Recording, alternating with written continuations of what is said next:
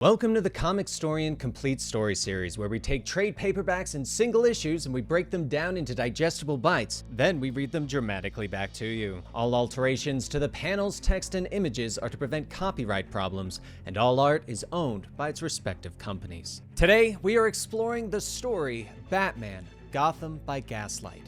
A story of Batman during the 1800s when Jack the Ripper comes to Gotham. Today's video is a special one because it is Andy's first video. Andy is Benny's brother and has been the writer for Comicstorian for many years now, so let's enjoy this great story.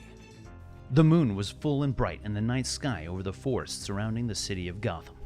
A carriage clatters across the dirt road, with Thomas and Martha Wayne laughing about their evening in the city, young Bruce by their side. But from the shadows of the forest steps a man, blocking their path with two pistols in his hands. Bruce doesn't remember why, but the family suddenly finds themselves outside the carriage, the man's guns trained on them. Thomas Wayne steps forward to stop them, but the guns thunder in the darkness, echoing through the trees around them.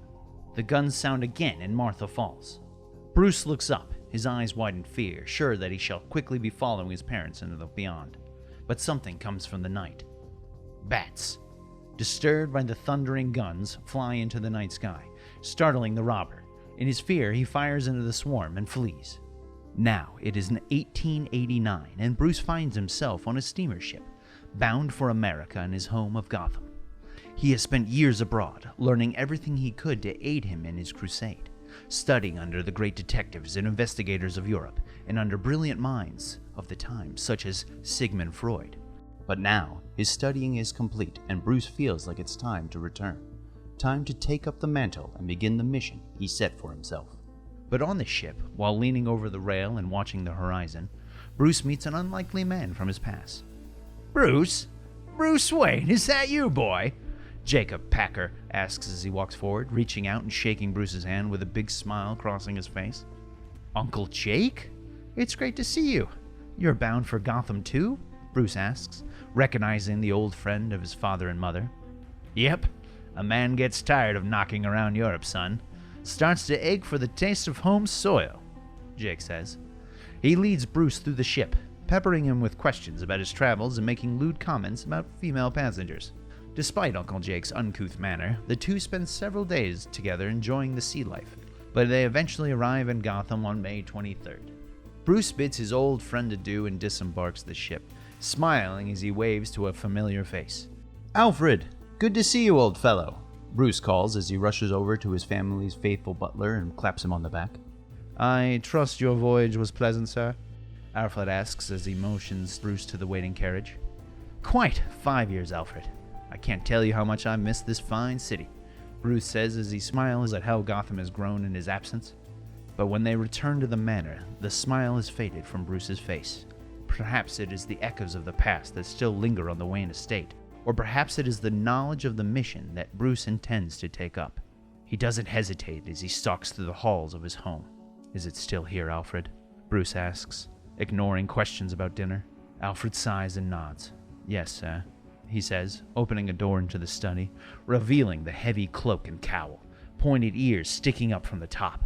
Alfred motions to the dark persona. "It's been waiting for you," he says calmly. The next day, Bruce travels into the city, still shocked by how vast it has grown in his time away. He journeys to the police department, where he greets another old friend.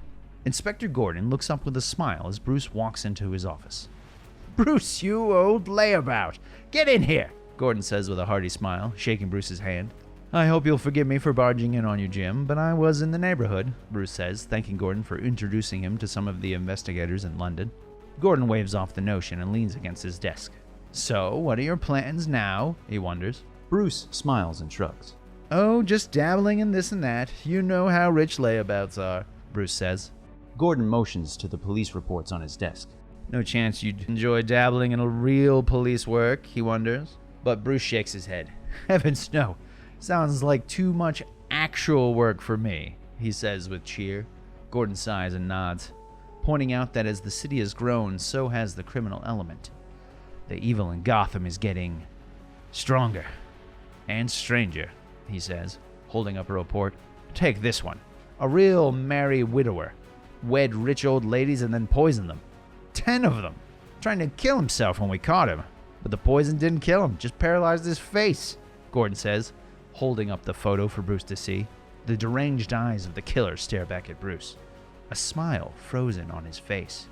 Happy looking Jasper, eh? Gordon asks. That night, darkness has fallen over the city. The lamps glow faintly, pushing away the darkness, but this just creates deeper shadows. Someone moves through the streets of Gotham. He hears a woman's laughter echoing in his head. Laughter that he's all too familiar with. His eyes fall on the women of the city, women of the night. Knows that they are laughing at him as well. He must stop the laughter. Elsewhere, a robbery is taking place at a warehouse on the docks. One of the thugs stands on the roof with a rifle in hand, acting as a lookout. Behind him, the shadows seem to rise up, taking on the shape of a man-sized bat creature. The shadow stalks forward and attacks, dropping the man with a single blow. Inside, the rest of the thugs are preparing to blow the payroll safe, but the window suddenly shatters inward. The bat creature launches forward, lashing out and knocking one of the goons aside with a blow to the face. Another raises his revolver, but a knife is tossed across the room with a flash, stabbing through his hand. He lets out a scream of pain as he drops the weapon. Batman turns as another thug raises his weapon, but the Dark Knight whirls and kicks him hard in the chest, sending him across the room and through a desk, scattering papers across the floor. He turns to the final thug, who has the night watchman at gunpoint. I don't know what the devil you are, but you clear out, else I'm blowing this fella's head all over the room, the thug shouts. Batman just stares at him for a moment, before wordlessly stalking across the room. Get away! I'll kill him! I will! The man shouts, but his eyes widen in fear as Batman draws closer. His features are shrouded in shadow. No, please! The man whimpers, finally dropping his weapon to the floor. Moments later, after being released, the night watchman thanks the shadowy figure, but Batman has already disappeared through the window he entered. Stories of the giant bat begin to spread through Gotham. Muggers in the night are defeated. Robbers stopped. The papers begin to spread the stories of the bat monster, questioning whether he's a force for good or the perpetrator of the deranged murders that have begun to take place in the city, similar to the ones attributed to Jack the Ripper in London. Batman continues to leap through the night as time passes, continuing his one-man mission to rid his city of crime. The papers begin to claim that the Bat Monster must be the murderer, as they both began to appear in Gotham at the same time. But despite his mission, Bruce must maintain the cover of a Gotham socialite, gathering at Leland Manor for a party, a beautiful woman on his arm, though he can't quite remember her name. He is greeted by Inspector Gordon, who also isn't having the greatest of evenings. His old friend joins him for a drink, griping about being on display for the entitled elite of the city. Thanks to Commissioner Tolliver, I've got to spend half my evening answering morbid questions about this new rash of street killings, and spend the other half convincing old biddies that there's not an 8-foot-tall vampire thirsting for their blood, Gordon sighs, motioning to the gathering of rich men of industry. Bruce walks over to the group, greeting everyone and shaking hands as Tolliver explains that this Batman is their culprit, and if they catch him, the murders will end. Tolliver, surely these killings are the work of a sick man, not some fantastic creature, Bruce jokes. Madmen are a monster. This Batman is our killer, and we will catch him, Tolliver promises. Meanwhile, someone stalks the dark streets of Gotham. He hears the laughter again and reaches for the knife hidden within his coat. The killer waits in the shadows of a doorway, watching as a woman grows closer. He knows she is laughing at him, knows how to make her stop. When she draws near, he moves quickly from the shadows, the blade flashing in his hand, ending her life in moments.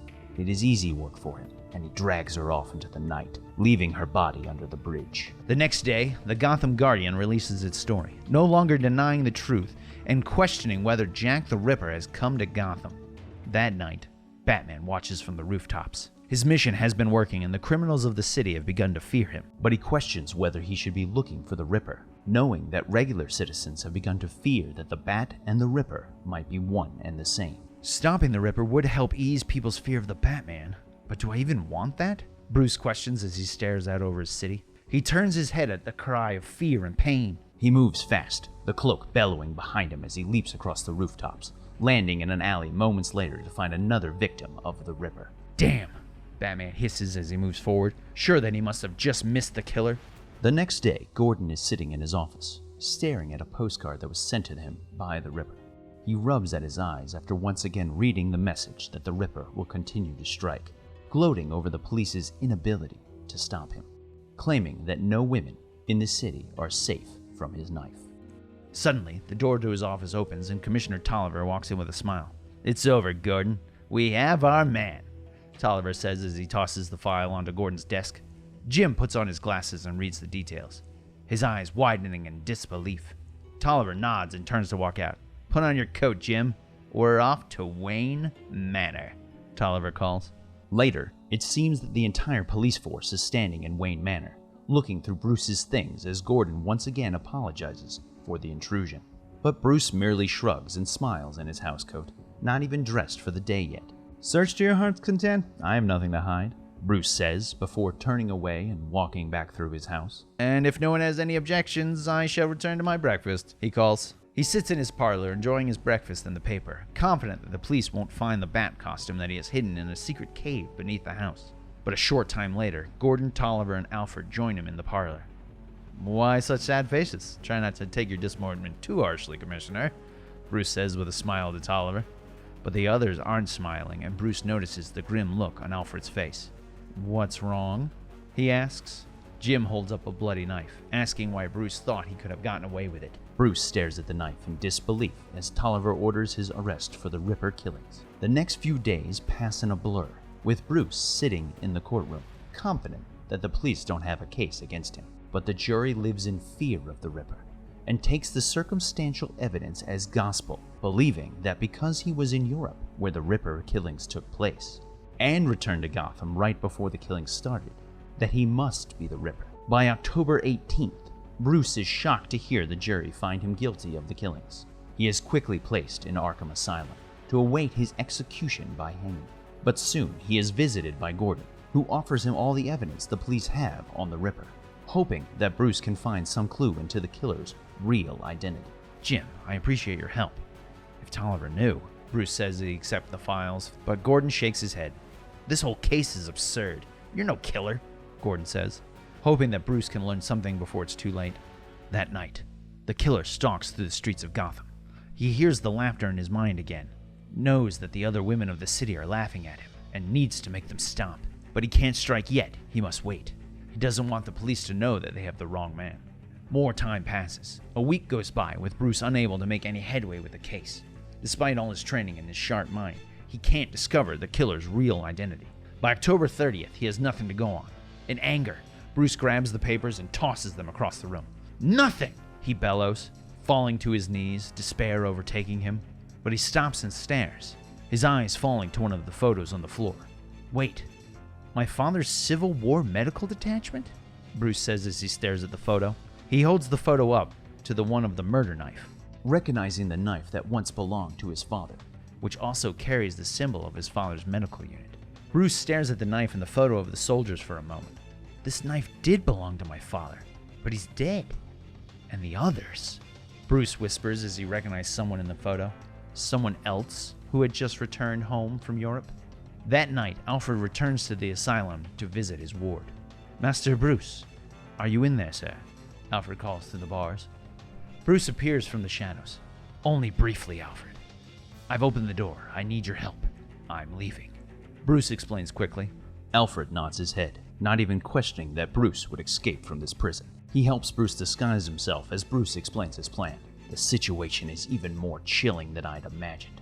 There's a madman loose in my city," Bruce says as they make their way through the shadows. On the streets of the city, the Ripper can wait no longer. He stalks a woman through the streets and finally moves to kill her, cutting off her screams with his hand as he goes to stab her. But he looks up in shock as the shadows shift and curl to reveal the Batman. "Oh my God," the Ripper gasps, turning to run in fear. "No, no, no!" he screams as he rushes through the city, shoving his way past other citizens who look at him as if he were deranged. He pauses for a moment at a lamp, gasping for air as he looks behind him, but all he sees are the regular night denizens of Gotham. No Batman pursuing him. "Run!" a voice growls from above. The Ripper looks up at a nearby rooftop to see the Batman leap down at him. "Leave me alone! Leave me alone!" he shouts in fear. "Go ahead and run. You will not get away," Batman growls. The Ripper steals a carriage, whipping the horses into a frenzy as they gallop away, fleeing the Batman. But as he looks back, he sees the Dark Knight pursuing him on his own horse. But the Ripper isn't watching where he's going, and the horses turn sharply, spilling the carriage and tossing the Ripper to the ground outside Gotham City. He tries to struggle to his feet, but the Batman is there. He grabs the killer by the coat and pulls him to his feet. "It's over. You're not going anywhere, Jacob Packer." Batman growls as the killer's face is revealed by the moonlight shining from above. Batman shoves the man away, allowing Jacob to collapse against a tombstone. "You bastard!" Batman growls. He stands over the old friend of his family. "Why, Packer? Why did you kill all those women?" Batman demands. Jacob crumbles into a ball. I had to shut her up. Stop her laughter," Jacob chokes. But Batman is still confused. Whose laughter?" he demands. Jacob looks up at him defiantly. "Martha Wayne," he gasps. And so Jacob explains his story. He had become friends with Thomas Wayne during the Civil War, and despite his low upbringing, Thomas brought him into his world. Thomas helped pay for Jacob's law school, even brought him in as the lawyer for Wayne Industries. But despite everything that he was given and had, Jacob wanted something else: Martha Wayne. He confessed his feelings for her one day, but Martha only laughed at him and turned him down. Jacob couldn't stand the humiliation. He knew that she was still laughing at him, the laughter following him everywhere, even after I hired a man to kill her. "And Thomas," he whispers. Jacob collapses back. "The kid got away that night, but I fixed him before he could laugh too," he gasps. Batman stares at him in shock. He reaches up and pulls off his cowl, revealing his face. "I'm not laughing," Bruce says. Jacob stares at him. "You killed my parents. You killed those women. You framed me for your crimes. I should kill you," Bruce growls as he begins to move forward. But someone calls out to him. "Freeze! Hold it right there!" Gordon shouts, several policemen by his side. Bruce steps back into the shadows, hiding his face. "This man is your Ripper, Gordon. The man who slaughtered all those poor women. His name is Jacob Packer," Bruce says, hiding his voice. "This is your killer.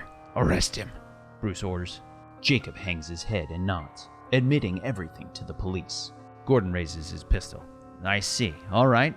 Both of you are coming with us," Gordon says. He starts to step forward, but Jacob pulls a knife and lunges, slashing Bruce across the arm. Gordon fires, and the rounds rip through Jacob's chest, pushing him back against the tombstone of the Waynes. Everything grows quiet, and Gordon looks up to see Batman wearing his mask once again, clutching at the bloody wound on his arm. "Thank you, Inspector," Batman growls. Gordon motions to Jacob's body, demanding to know why he would have killed all those women. "Who truly understands the actions of a madman, Inspector? You've enough evidence to release Wayne. I'm leaving," Batman growls before vanishing into the shadows. Later, Batman perches on a gargoyle overlooking the city. His city. The moon shines far overhead, casting its light on Gotham. A city that is still plagued by evil. A city that is still cloaked in shadow. A city that has finally found the guardian angel that it needs. And that was Batman Gotham by Gaslight. What did you guys think of this video? What did you think of Andy's reading? Let us know in the comments below, and let us know if you want more of Andy and what else you might want him to cover. And of course, be sure to like and subscribe. We'll see you guys next time. And rest in peace, Benny.